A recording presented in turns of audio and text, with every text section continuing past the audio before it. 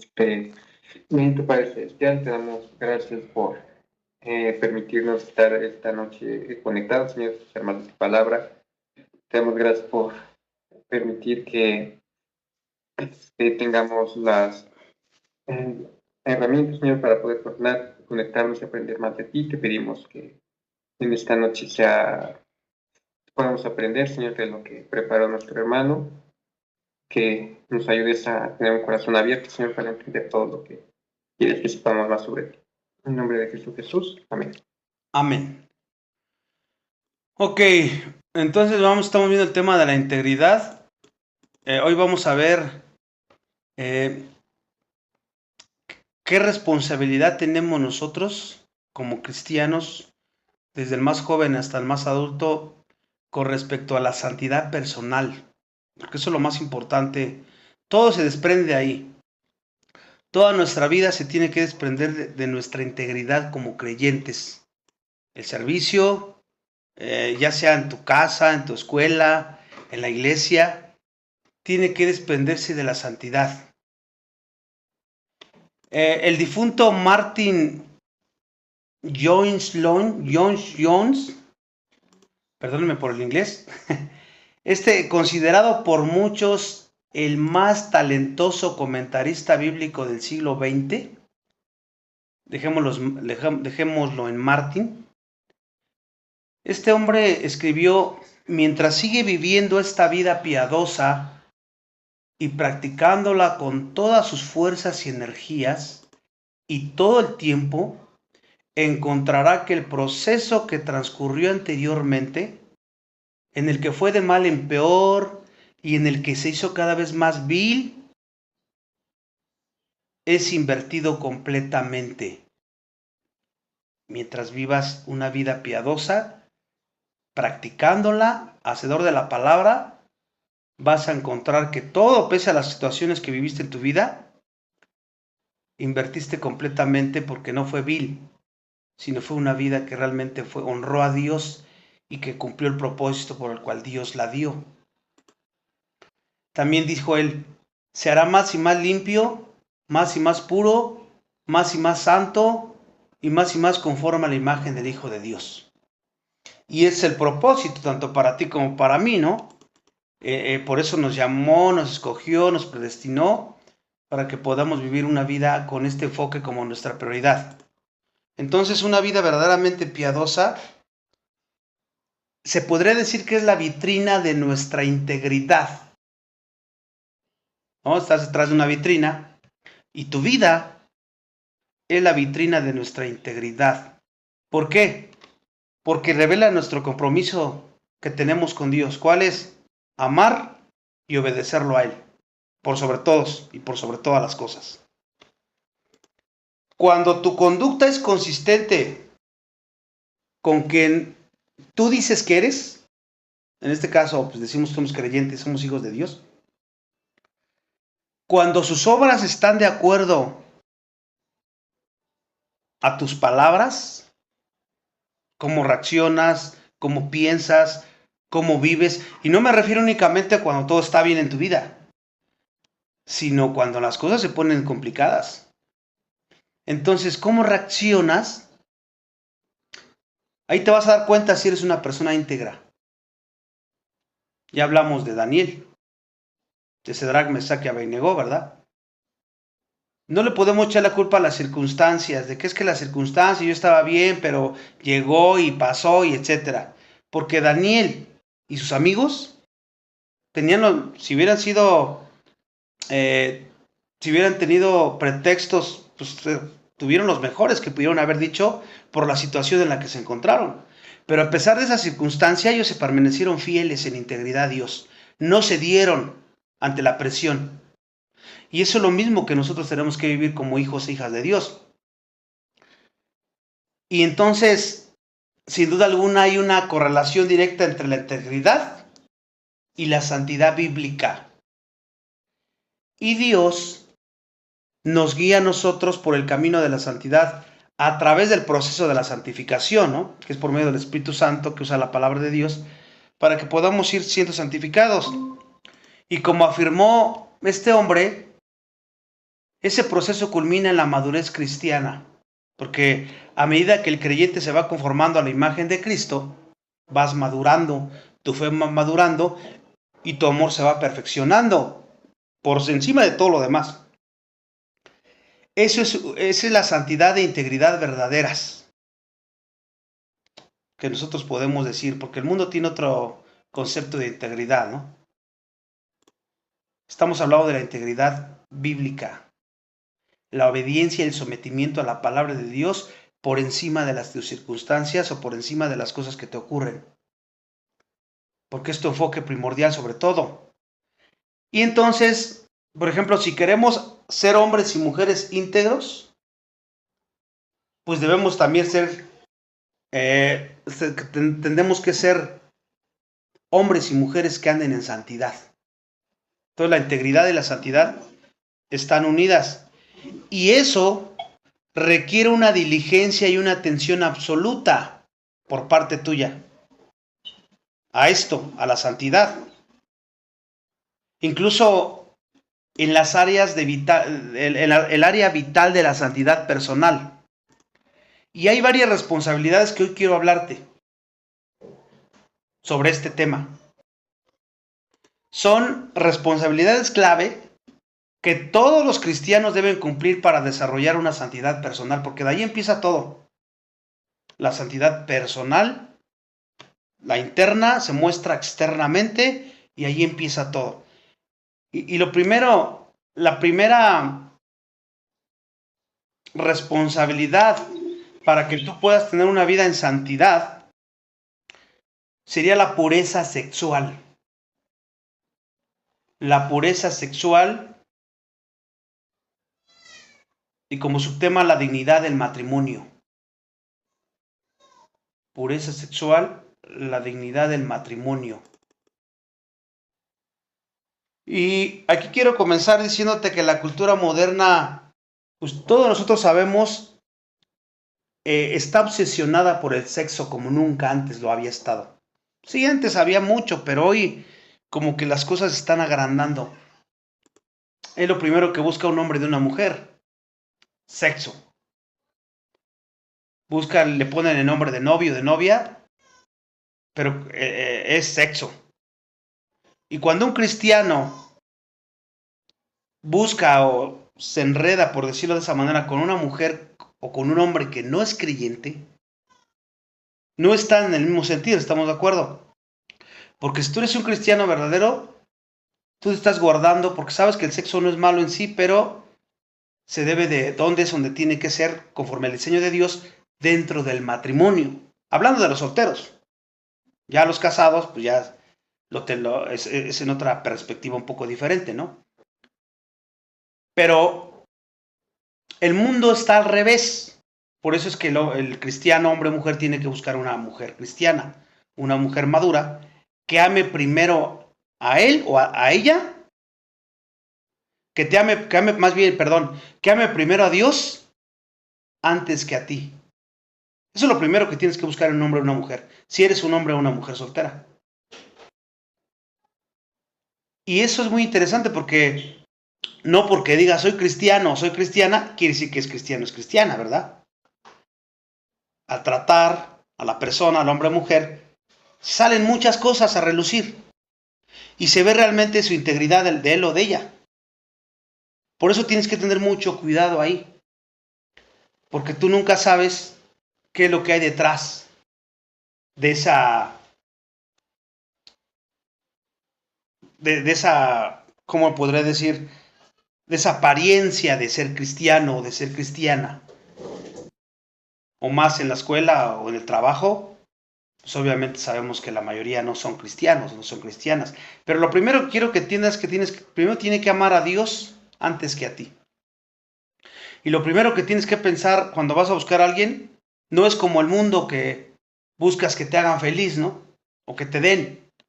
Sino lo primero que tienes que pensar tú como hombre o mujer es si yo soy el indicado para él o para ella. Yo. Y aquí estamos hablando de creyentes. ¿Qué tan maduro o madura estás? Porque de acuerdo a tu madurez o madurez que tengas, vas a hacer sufrir a esa mujer o a ese hombre que tú el día de mañana elijas para casarte, ¿no? Hablando, porque si eres débil, si eres un hombre o una mujer que no ha estado bien cimentada en la roca, pues vas a seguir todavía con tu yo, buscando lo que tú quieres, como tú quieres, a la hora que tú quieres, todo centrado en ti. Pero aquí estamos hablando de que ya no vivo yo, sino vive Cristo en mí, y ahora lo que vivo en la carne lo vivo en la fe del Hijo de Dios. Entonces, estamos hablando, acuérdate, del tema de la integridad, en la pureza sexual. Y por eso es que te estoy hablando de todo esto. Aunque hay la posibilidad cierta de contraer el SIDA y otras enfermedades a través de la actitud sexual promiscua, más y más son las personas que la toleran a pesar de esas consecuencias. E incluso andan promoviéndolo por las redes sociales, por la tele, por todos lados, el sexo fuera del matrimonio, ¿verdad? Eso es lo que se ve hoy día. Y algunos de los evidentes y desalentadores resultados de esa tendencia son el aumento alarmante de los embarazos, ¿verdad? Y los nacimientos ilegítimos que ocurren hoy día por día. Y como consecuencia, la firme esperanza con el aborto para eliminar todos esos problemas. Violaciones, abusos de niños y una diversidad de enfermedades venéreas. Incluso el volumen de contenido pornográfico y erótico, bueno, antes nada más lo podías tener en el cine, ¿no? Y tienes que pagar y cuidaban que fueras mayor de 18, ¿verdad? Y en la televisión, pues cuidaban más esas cosas. Por ahí los 50 no permitían que saliera una mujer con traje de baño así tan descarado o tan mostrando su cuerpo. Pero hoy día, pues ya nada más, cuando todos tienen un celular, niños de 4, 5, 6 años ya tienen celular. Nada más un clic, le das ahí y aparece la pornografía. Entonces todo esto ha sido causa de que el hombre moralmente va en declive, cada vez es peor. Y especialmente las diversas formas de insinuación sexual que se hacen tanto hombres como mujeres, ¿verdad? Y todo esto ha aumentado sorprendentemente en los últimos años y va a seguir aumentando. Y las cosas se van empeorando. Considero que el juicio de Dios ya está sobre nuestra sociedad a causa de todas esas actitudes y todas esas prácticas perversas. Por ejemplo, considera tú el número de divorcios que hay cada día. ¿Cuántos divorcios hay cada día? ¿Por qué se divorcian? De casos de violencia doméstica que hay cada día. Muchos. De familias disfuncionales. De asesinatos. Porque encuentran en adulterio a una persona o su novio con otro y los matan, ¿no? La gente no puede continuar violando el estándar de moralidad y salirse con la suya sin que nada ocurra. Tiene que sufrir de algunas consecuencias terribles por todo ese pecado que están haciendo. Y eso es lo que vemos por todos lados. Cuando tú y yo como creyentes, o las personas que se consideran creyentes, caen en la inmoralidad, saca a la que tú quieras, pon el nombre que tú quieras. Pornografía, adulterio. Y no solamente me refiero al adulterio, ya llevarlo a cabo físicamente, con la mente nada más. Como Jesús lo dijo, ¿no? Homosexualidad, lesbianismo, y hay infinidad de inmoralidades, pues las consecuencias inmediatas son especialmente malas. Otras veces tarda más, pero que llegan. Porque tanto el testimonio del Evangelio como todos los cristianos auténticos, hablando de creyentes que profesan ser cristianos y que cometen ese tipo de cosas, ¿quién sale perjudicado? La palabra de Dios, Cristo y todos nosotros como cristianos. Recuérdese el negativo impacto de los escándalos evangélicos que ha habido muchos escándalos evangélicos de pastores, de personas que caen, o el cinismo causado por los reportajes sobre los actos inmorales de sacerdotes con jóvenes católicos, con niños, etcétera, ¿no? Todas cosas que hemos visto en las redes sociales o en la televisión. Hombres y mujeres que se involucran en toda clase de actos sexuales ilícitos y de conducta perversa y que son aceptados plenamente por el mundo, porque a lo malo le dicen bueno y a lo bueno le dicen malo. Le ponen a su depravación, a su lujuria, le ponen el nombre del amor. Y dicen que lo hacen por amor. Vamos a hacer el amor, dicen. Y eso es lejos de ser amor, es lujuria, es depravidad total del hombre. Cuando el amor le quieren poner, no importa que sea hombre con hombre, mujer con mujer, dicen ellos, el mundo, no importa, el amor es amor. ¿Y qué los está uniendo por el hombre al hombre, la mujer con mujer? O cuando se mete un adulto con un niño, etcétera. Eso es lujuria desenfrenada completamente. O sea, el pecado, ¿cómo lo disfrazan de amor? Y ahí tenemos que tener cuidado nosotros para no ser engañados. Ahora, si nos vamos a la norma divina, la impureza sexual es siempre un pecado, siempre, de cualquier clase que tú quieras. Y siempre va a ser condenada esa impureza sexual. Vamos a ver cómo el apóstol Pablo lo dijo. Efesios 5:3, y luego del 3, el versículo 5 y el versículo 6. Efesios 5:3, versículos 5 y 6. Toda inmundicia o avaricia, ni aun se nombre entre vosotros como conviene a santos.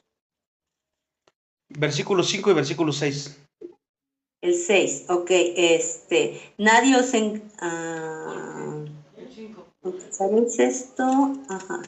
A ver, 5, versículo 5 y versículo 6. Porque sabéis esto, que ningún fornicario o inmundo o avaro que es idólatra tiene herencia. Sí, que es idólatra tiene herencia en el reino de Cristo y de Dios. Nadie os engañe con palabras vanas, porque por estas cosas viene la ira de Dios sobre los hijos de la desobediencia. Fíjense cómo Dios pone al mismo nivel la avaricia, la inmundicia, la avaricia que es idolatría, y ahí pone lo mismo la fornicación al mismo nivel, porque es idolatría, porque aquel que fornica nada más está pensando en satisfacerse él, por encima de Dios. No me importa lo que Dios diga, yo quiero. Por eso es que es avaro y es idólatra. Se está poniendo él por encima de Dios.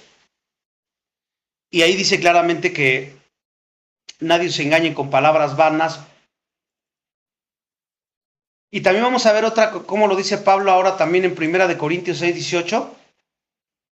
1 Corintios 6:18. Ahí el apóstol Pablo también lo dice a todos los creyentes. Fíjense cómo lo dice ahí.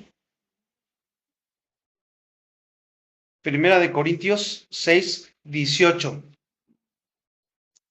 Cualquier otro pecado que el hombre cometa está fuera del cuerpo, mas el que fornica contra su propio cuerpo peca. Ahí la palabra fornicación no se refiere únicamente, porque todos pensamos fornicación, sexo antes del matrimonio, ¿no? Pero ahí no se refiere únicamente, se refiere a todo tipo de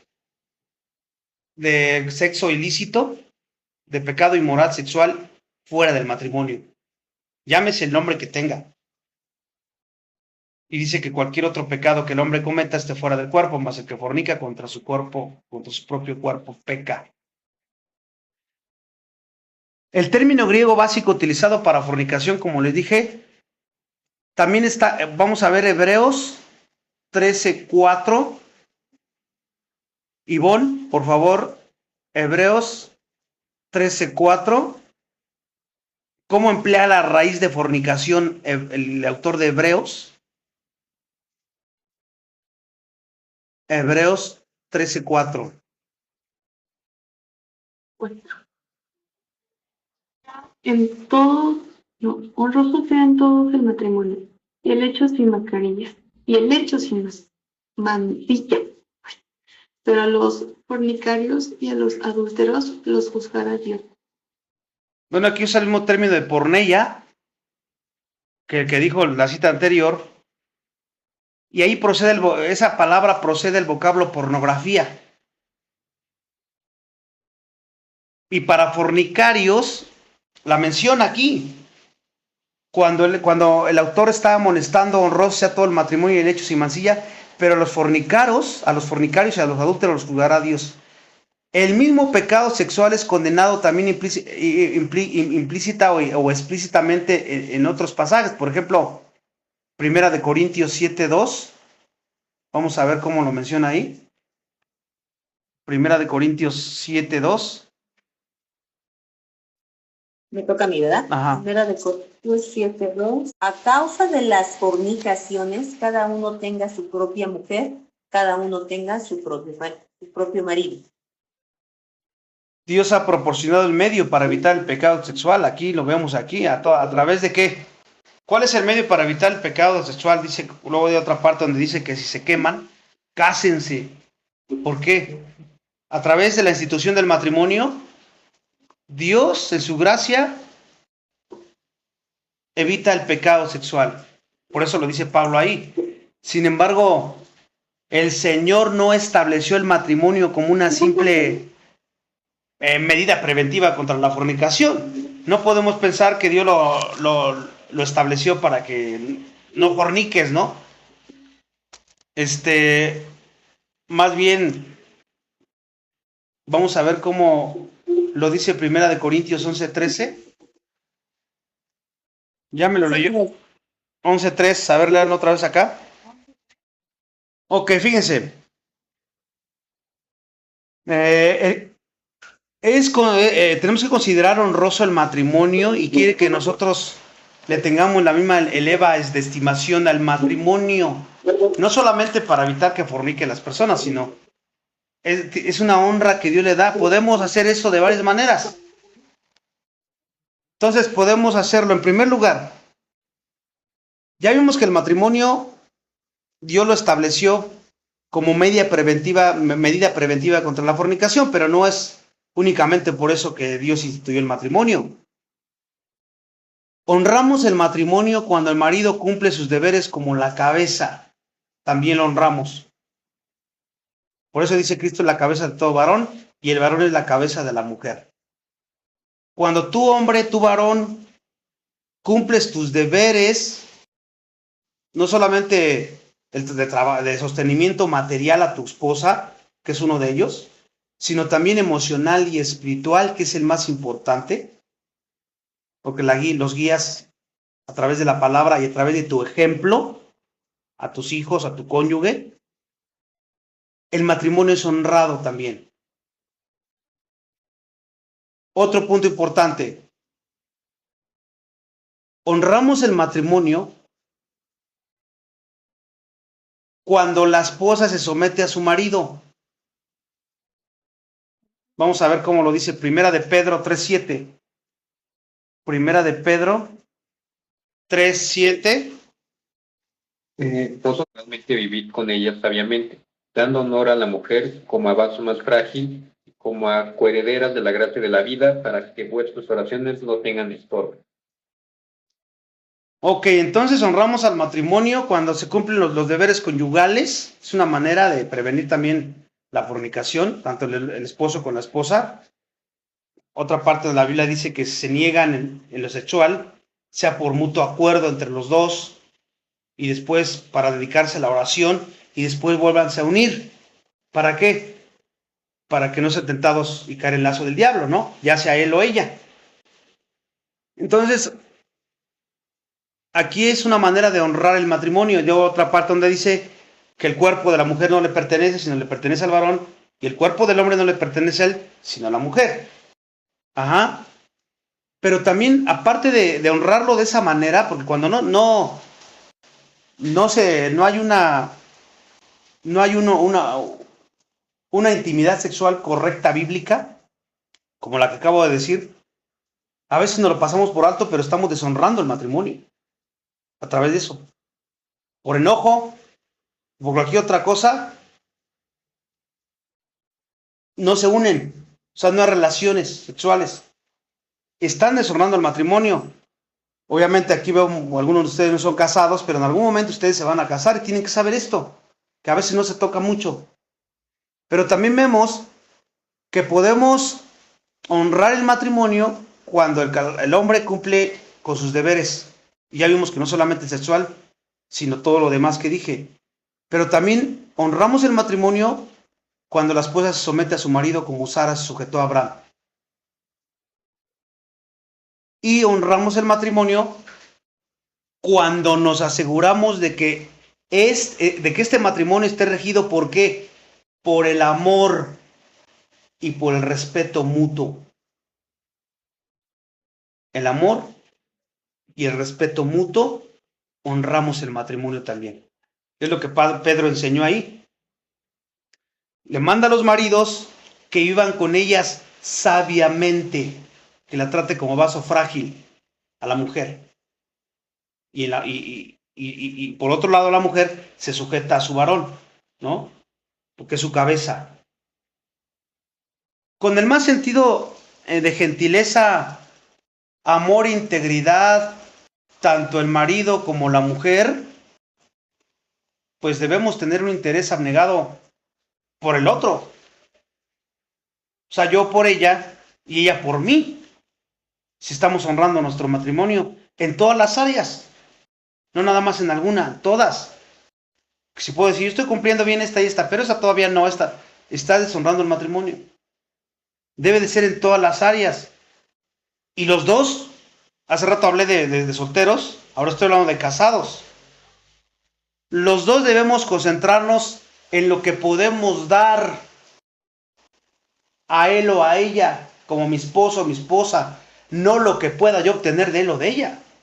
Porque si no estamos viviendo al revés y estamos deshonrando el matrimonio. Dios es muy serio en cuanto a la pureza sexual, como se pueden dar cuenta, tanto dentro del matrimonio como fuera del matrimonio.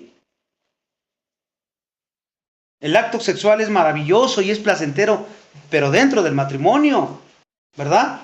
Según lo que estamos viendo aquí, y de la forma como Dios lo dejó, porque Él no nos dejó sin información, sin mandatos para saber cómo. Ahí la Biblia lo dice, Pablo cuando habla a los Corintios, él toca estos temas de la pureza sexual, tanto a los solteros como a los casados.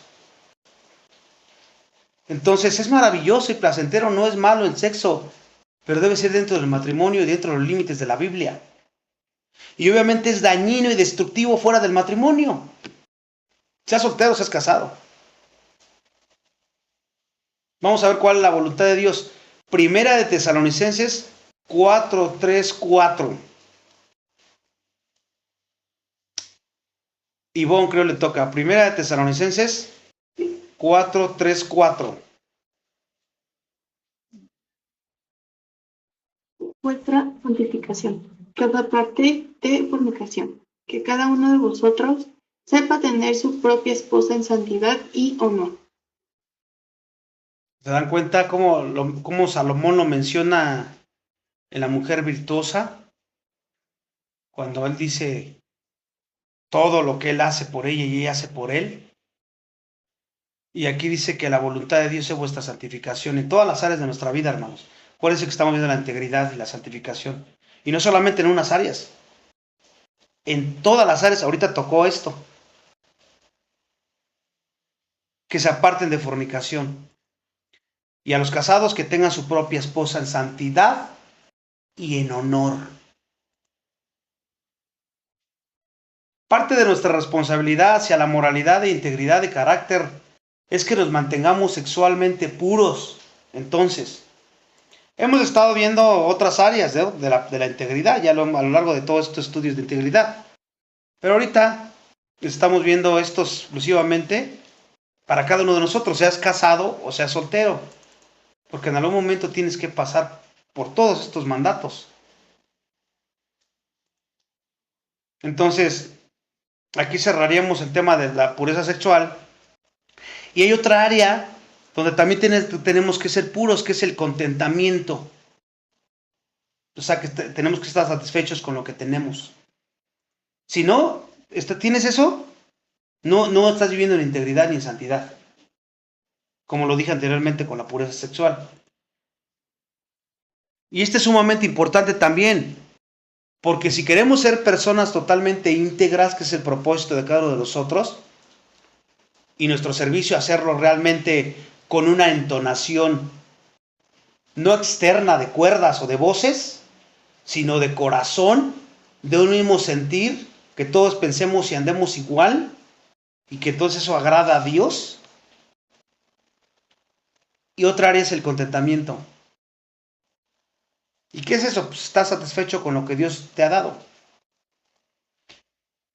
Vamos a ver cómo lo menciona Hebreos 13:5. Y ahí nos ofrece esta sencilla exhortación. Hebreos 13:5. Ajá. Bien, dice, sean vuestras costumbres sin avaricia, contentos con lo que tenéis ahora, porque Él dijo, no te desampararé ni te dejaré.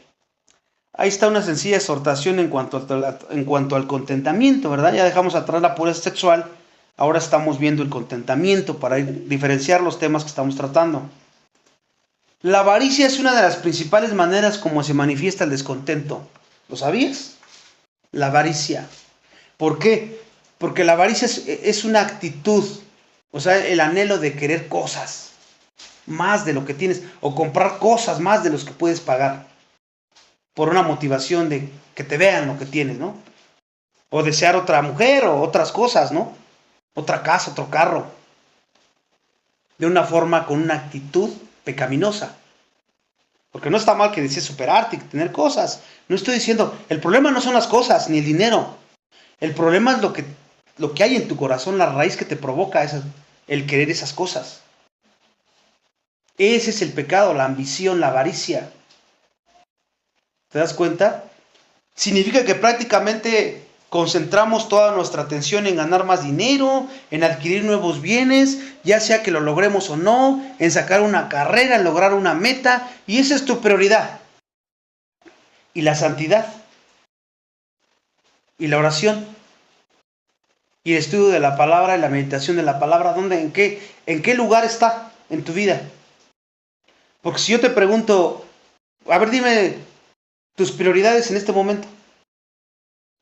Y me puede decir muchas, ¿no? Tener un trabajo, terminar mi carrera, ser alguien profesional, casarme, tener hijos, y así, ¿no? Todos pueden tener sus propias prioridades. Pero déjame decirte que tu principal prioridad aquí debe de ser tu santidad. Glorificar a Dios con tu vida. Y ya lo que Él decida que seas o lo que logres, la gloria es de Él, porque Él es el que está obrando. Y cuando tú empiezas a pensar esto, tu perspectiva cambia, porque estás poniendo las prioridades donde deben de estar, siendo un creyente, y las otras, no digo que sean pecados, estén mal, sino que las pones en el lugar donde tienen que estar. Reconociendo la soberanía de Dios y que se van a lograr si es su voluntad o si no, Él sabe todo. Si lo logras, gloria a Dios. Y si no lo logras, gloria a Dios. Y entonces descansas en el Señor. Y ya no hay tanto afanado por el mundo, por las cosas del mundo, y que el afán la preocupación, la ansiedad y todas las enfermedades que conlleva andar así. ¿Por qué? Porque a veces no hemos aprendido a descansar en Dios. Y estamos haciendo las cosas en nuestras fuerzas y dependiendo de nosotros. Y lo que es peor, poniendo eso como nuestra prioridad, seas joven o seas adulto. Es un peligro tremendo que hagas eso. Toda tu atención, en vez de concentrarla en las cosas del reino, hacer tesoros en el reino, enfocado en las cosas que ya tienes, en quién eres en Cristo, y vivirlo, estás enfocado en las cosas terrenales, como acabo de mencionar. Hay una historia de alguien que hizo una entrevista a principios de su carrera, el acaudalado ejecutivo petrolero que se llamaba John. Por ahí del año 1839-1937 vivió esta persona. Y esta historia ilustra la actitud. Dice, un amigo suyo supuestamente le preguntó al joven John, ¿cuánto dinero deseabas tener. $1,000,000, contestó.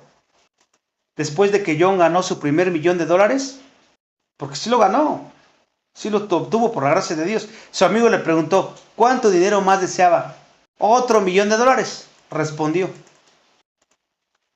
Los deseos de John, que acabo de decirte esta historia pequeña y corta, ilustra bien la ley del rendimiento decreciente en cuanto a la avaricia, porque la avaricia no tiene llenadera. Hay quienes dicen, no, yo si tuviera un carro, si tuviera lo que tienen ellos, a fama, éxito, lograra eso, no, yo ya sería feliz. ¿Crees que tu felicidad depende de esas cosas? Todo eso, así como llega, se va, incluida tu salud. Y si estás poniendo tu gozo y tu satisfacción en eso, en que lograr eso, estás completamente equivocado, equivocada. Si Dios en su gracia lo permite, eso no debe ser tu fin, el propósito de tu vida. Si no, vas a sufrir mucho, mucho. Esta historia nos deja ver que cuanto más tenemos, ¿qué crees? Más vas a querer. Porque ya tienes el carro del año que querías, ¿no? La casa o la esposa que querías, ¿no? Y luego, si no estás cimentado tu plenitud en Cristo, en lo que eres en Él, vas a que ahora quiero otra cosa. Y como cada día se van actualizando los teléfonos, no, ahora quiero ese, ahora quiero este. Y siempre vas a querer más y más y más y nunca vas a estar satisfecho con lo que tienes. ¿Te acuerdas? Estamos hablando del contentamiento. Salomón, probablemente uno que entendía este principio muy bien. Vamos a ver cómo lo dijo en Eclesiastés 5:10. Chuy, Eclesiastés 5:10. Salomón entendía y lo dijo de esta manera lo que te acabo de decir aquí. ¿Cómo lo dice Salomón, el hombre más sabio que ha existido sobre la tierra? Eclesiastés 5:10, perdón.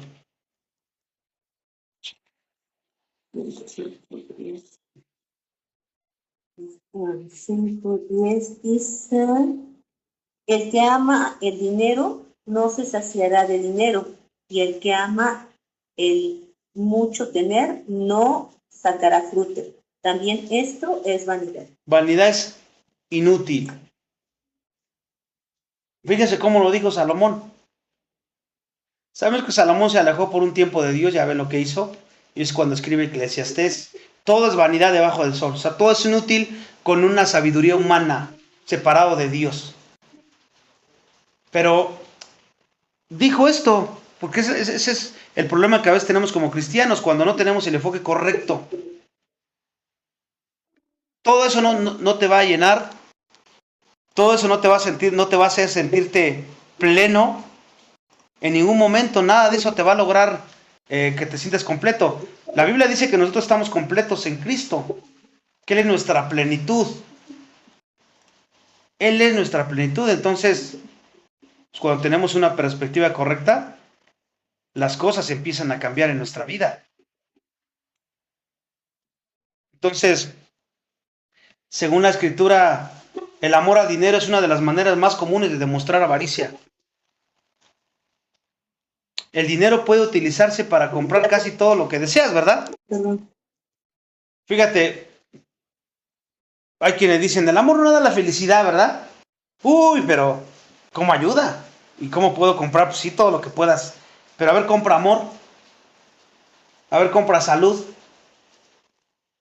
Te puede ayudar a la medicina y todo eso que te puede ayudar a mejorar, ¿verdad? Pero no compra la salud. La salud te la da Dios. Y el amor, mucho menos. Y entonces el dinero se utiliza, sí te puede ayudar a vivir una vida más cómoda, pero el peligro latente es que te puede llevar a codiciar más y más y más. Y te puede llevar a la perdición. Por eso la Biblia dice que no puedes servir a dos amos, a Dios o al dinero. Ese es el peligro del dinero. No es que sea malo en sí mismo el dinero, sino que nos corrompe el alma, porque si tu motivación está acá abajo, te va a corromper. O las cosas que tengas como prioridad terrenales, porque tu mirada está puesta abajo, en vez de estar donde tiene que estar arriba. Y obviamente debemos buscar librarnos de cualquier deseo vehemente de riqueza material si nos damos cuenta que es pecaminoso. ¿Por qué deseas lo que quieres ahorita en tu vida? ¿Para la gloria de Dios o para satisfacer tu avaricia? Tal deseo indica que confiamos en las riquezas, no en el Dios vivo. Y por eso cuando se van, como las alas, les salen alas y se van, porque pones tu seguridad en una mujer, en tu casa, en tus hijos, en tu dinero, en tu carro, todo. Dios da y Dios quita en el momento que Él te quiera. Y se va y sientes que te moriste. ¿Por qué? Porque tu seguridad estaba puesta ahí, no en Dios. Pablo le dijo a Timoteo cómo debía tratar este asunto y su mandato es especialmente aplicable a todos nosotros que vivimos en culturas, pues hay muchos lugares muy opulentos, ¿no? Lugares con personas con mucha opulencia, ¿no? Fíjese cómo le dice 1 Timoteo 6:17 y mi esposa la va a leer, ¿esa? El que sigue, que lo lea el hermanito. 1 Timoteo 6:17. A los ricos de este siglo manda que no sean altivos, ni pongan la esperanza en las riquezas, las cuales son inciertas, sino en el Dios vivo que nos da todas las cosas en abundancia para que las disfrutemos. ¿A dónde te dice que pongas tu esperanza? En el Dios vivo. No dice en tu salud, no dice en tu carrera, no dice en la riqueza, no dice en tu casa, no dice en tu carro, no dice en tu esposa, aún no dice en tus hijos, no dice eso. Está diciendo que lo pongas en Dios. Porque cuando es así, no digo que no te duela si pierdes un cónyuge, un familiar, un hijo, alguien. Sí duele porque no estamos hablando de ser robot que nos sentamos, ¿verdad? Pero el que tú pongas toda tu esperanza en Dios va a minorar todo lo que te ocurra acá abajo. Porque Dios nos da toda la abundancia espirituales, especialmente para que las disfrutes. Pablo oraba pidiendo que se abra Dios les abría los ojos de vuestro entendimiento. Él lo menciona en la carta de los Efesios. ¿Y qué estaba diciendo Pablo al decir eso? Que ellos entendieran quiénes eran en Cristo y todo lo que poseían en Cristo, hablando de riquezas espirituales, y que pudieran vivirlas, pudieran desplegarlas, al entenderlas, vivirlas. Porque muchas veces somos cristianos y no entendemos ninguna de esas cosas. No hay discernimiento. Y Pablo que pedía que tuvieran el querer como el hacer para ella la escritura, porque ahí él mostraba la luz, la iluminación para conocer quiénes son y lo que somos en Cristo Jesús. Y entonces pudieras vivirlo. El Señor Jesús, en quizás su parábola más solemne también, nos hace una serie de advertencias en cuanto a los serios peligros de la codicia y el materialismo, regresando otra vez a la codicia, el pecado de no tener contentamiento. Lucas 12, 15, 21. Lucas 12, 15, 21. Ahora sí, hermanito. Lucas 12, 15, 21. Y les dijo: mirad y guardaos de toda avaricia, porque la vida del hombre no consiste en la abundancia de los bienes que posee. También le refirió una parábola diciendo: la heredad de un hombre rico había producido mucho. Y él pensando dentro de sí diciendo: ¿qué haré? Porque no tengo dónde guardar mis frutos. Y dijo: esto haré, derribaré mis graneros y los edificaré mayores, y allí guardaré todos mis frutos y mis bienes. Y diré a mi alma: alma, muchos bienes tienes guardados para muchos años. Repósate, come, bebe, regocíjate. Pero Dios le dijo: necio, esta noche vienen a pedir tu alma, y lo que has provisto, ¿de quién será? Así es el que hace para ti tesoro y no es rico para con Dios. Es el problema de la avaricia. Ese es el problema, que te crea una seguridad falsa. Y que piensas que la vas a disfrutar por muchos años y que vas a ir muchos años. Ni siquiera sabes si vas a vivir en una hora después o en un minuto después de lo que estamos viendo aquí. Un día después, no sabes.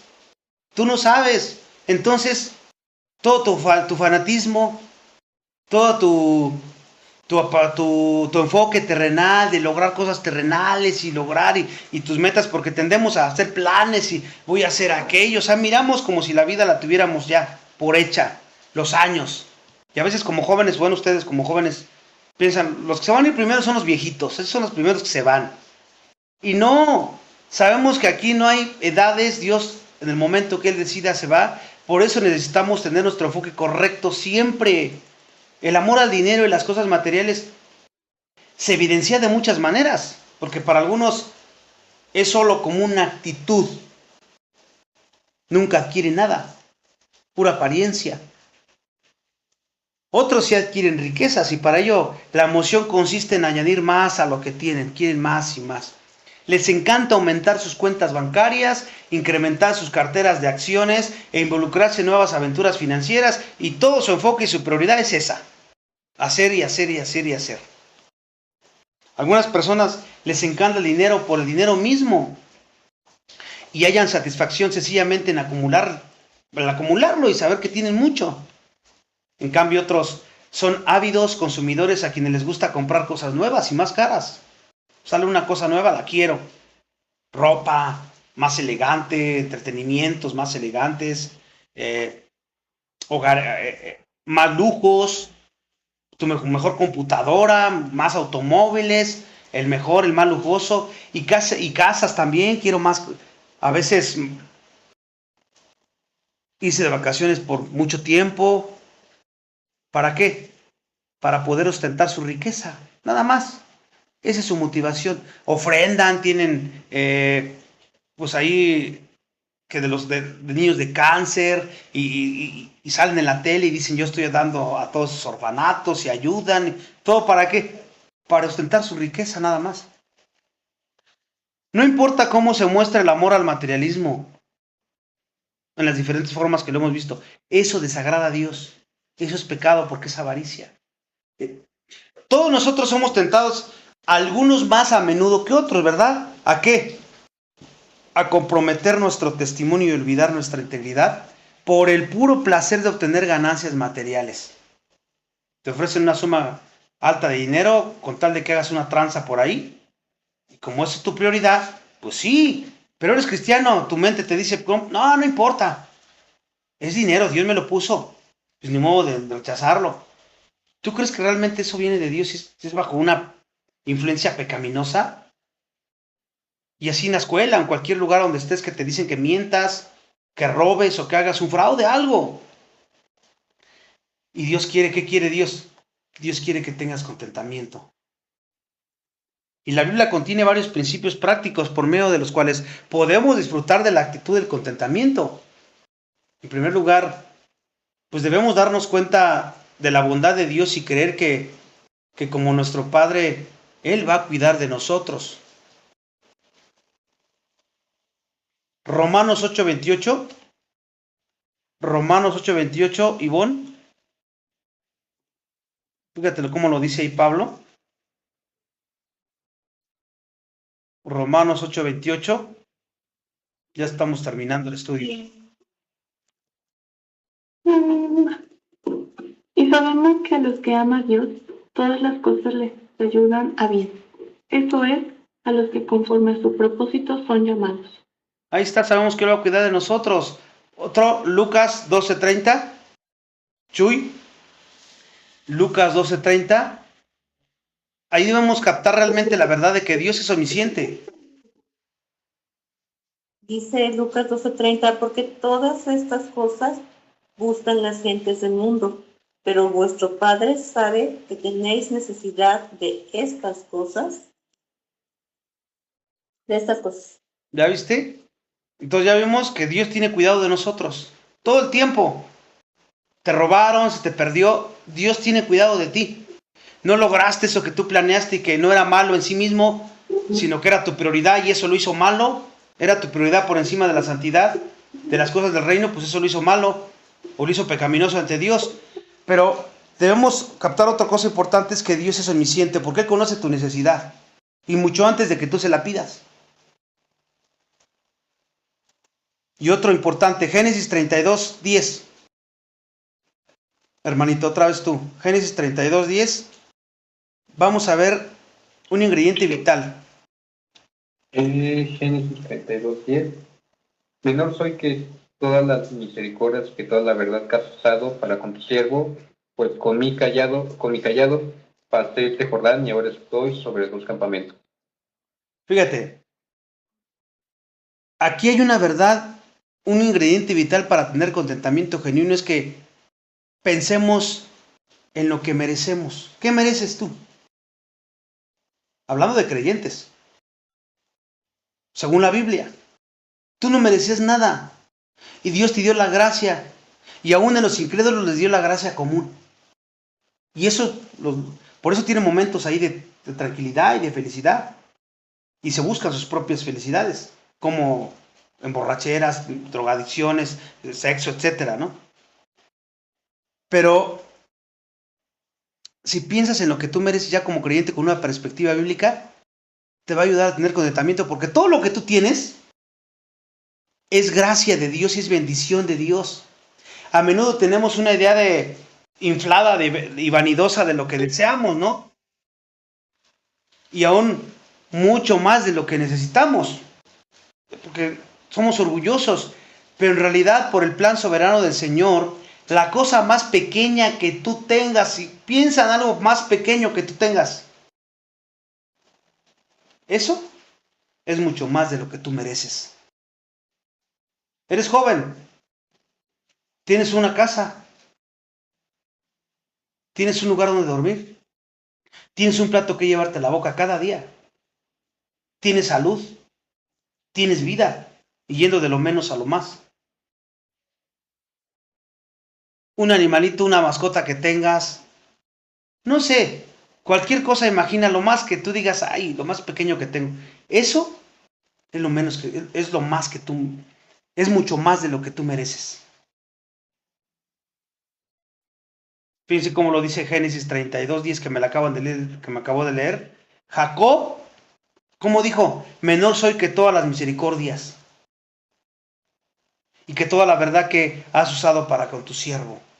Él reconocía que él no merecía nada. La palabra de Dios nos exhorta a reconocer la supremacía soberana de Dios. Primera de Corintios 11, 4. No, Primera de Corintios 11 del 4 al 11. Acá me lo lea mi esposita. Ya estamos terminando. Primera de Corintios 11, 4 al 11.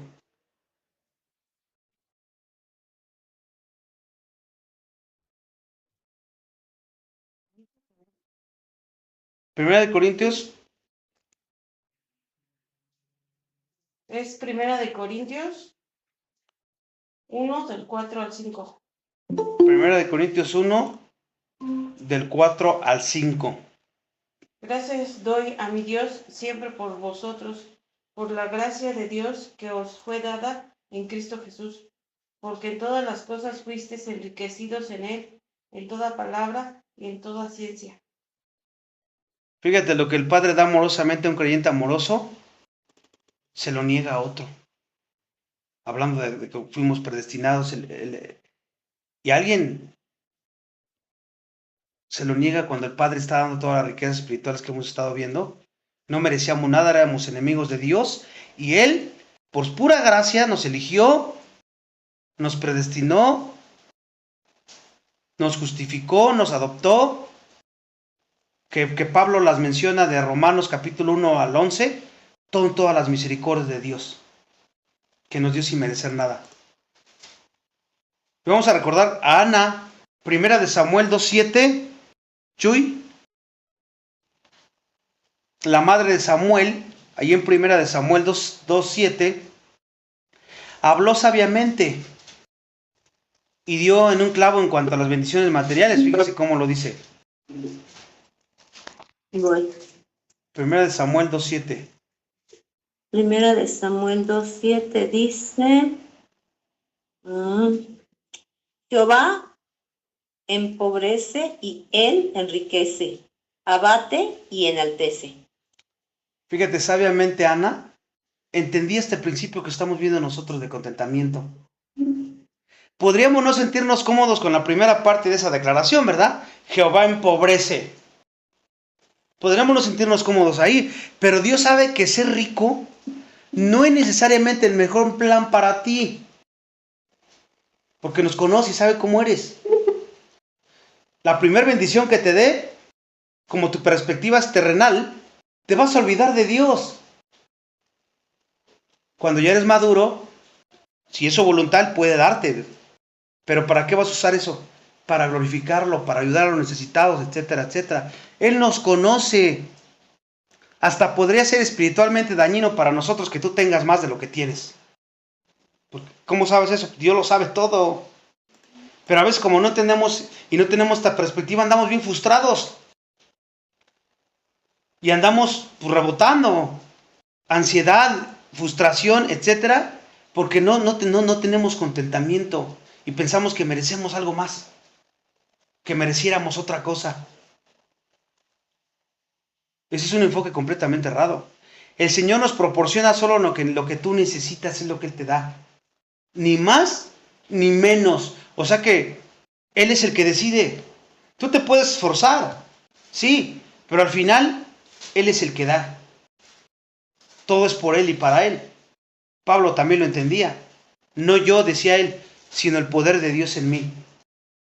Y aquí lo podemos aplicar en todo lo que tú tienes en tu vida, aparte de tu santidad, porque esa también te la da Él.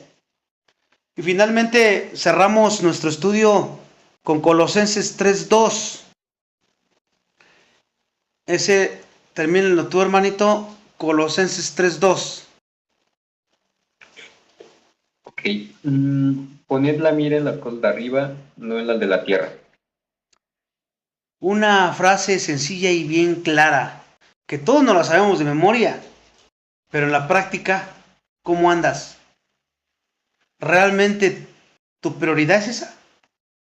¿Poner las cosas en las de arriba y no en las de la tierra?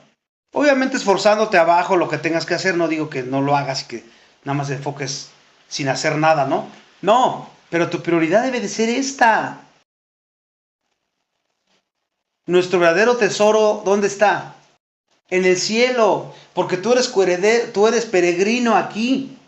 Este no es tu ciudad. No somos de la tierra ya. En Cristo vamos a la ciudad celestial, a la Jerusalén celestial, como dice Apocalipsis. Y todo tu esfuerzo, todo lo que tú puedas dar de ti tiene que estar enfocado ahí. En hacer tesoros en el reino de los cielos, como lo dice Jesús también en los evangelios. Entonces, el verdadero contentamiento, ¿cómo va a resultar? Todos queremos tener un verdadero contentamiento. Pues no va a resultar si no tienes una buena comunión con Dios, con el Padre y con su Hijo. No tienes una buena relación con Él, no esperes tener contentamiento. Si tienes una buena relación con Él, en oración, en el estudio, en la meditación, en estar obedeciendo la palabra y que esa es tu prioridad en tu vida, pues entonces Él te da ese regalo, contentamiento. Y a medida que tú te acerques a Cristo, vas a ser inundado con sus riquezas espirituales que ya tienes. Porque a veces seguimos sufriendo por las que no tenemos terrenales. Pero tú ya tienes las riquezas espirituales, el fruto del Espíritu, los dones, todo lo que Él, tienes el mismo poder que resucitó a Cristo de los muertos, ese poder que te ayuda todo el tiempo para vivir una vida sobrenatural. Y entonces, si estás enfocado ahora en eso, las riquezas que tienes en Él, pues las riquezas materiales simplemente ya no tienen el mismo valor, ¿te das cuenta? Que antes lo tenían. Ahora entendemos por qué Pablo dijo, todo lo tengo por basura, por amor a Cristo. Porque él aprendió el contentamiento. Porque déjame decirte que el contentamiento se aprende. No naces con él. Se aprende, pero ¿cómo? De esta manera, como lo acabamos de ver hoy día. Si no, no va a haber contentamiento. El siguiente estudio vamos a ver otra cosa para ser íntegros, que es mantenernos puros en la doctrina. Constancia en mantenernos puros en la doctrina. Si Dios nos lo permite, ese es el que vamos a ver. Ya vimos dos, la pureza sexual y el contentamiento. Si ahorita tú te mediste y dices, no, yo sí voy bien, gloria a Dios, sigue esforzándote, porque siempre se puede ser más excelente. Pero si Dios te mostró que estás mal, o ya ibas caminando chueco, arrepiéntete y pídele perdón a Dios. Que Él redireccione tus pasos y que Él guíe tu camino, como joven, como señor, como casado, como soltero, como hijo, como padre. Porque todos queremos vivir así. Y el tercero que vamos a ver es la constancia en mantenernos puros en la doctrina, si Dios nos lo permite, dentro de 8 días. Vamos a orar. Padre, te damos gracias por la oportunidad que nos das nuevamente de entender todas estas cosas tan maravillosas. Todos queremos ser íntegros e íntegras. Perdónanos porque a veces pensamos que lo estamos haciendo cuando no estamos haciendo nada, porque no tomamos en cuenta ninguna de estas cosas. Ayúdanos a ser íntegros en nuestra pureza sexual, dentro y fuera del matrimonio, solteros o casados, que podamos en todas las áreas ser íntegros y obedecerte así como tú lo mandas, y que podamos aprender el contentamiento. Sabemos que para eso tú tienes que hacer cosas en nuestra vida, quitar cosas o dar cosas, pero cuando ocurra que siempre tengamos la perspectiva correcta como lo acabamos de aprender, y que nos dé la sabiduría para seguir aplicando estas cosas que hoy aprendimos, porque de eso se tratan los estudios. No solamente escuchar y saber intelectualmente, sino ser hacedores. Porque así como una dieta no te hace efecto si nada más la miras, o los ejercicios no te hacen efecto si nada más vas al gimnasio y los ves, pues así también en lo espiritual, el que nada más sepamos lo que dice la Escritura y no vivirlo, nos engañamos a nosotros mismos. Ayúdanos, por favor, Padre, tú nos conoces, sabes nuestras debilidades, y ayúdanos a seguir siendo un testimonio fiel, viviendo de esta manera a todos aquellos que no te conocen, para que ellos también conozcan la integridad verdadera. Te pedimos todo esto en Cristo nuestro Señor. Amén.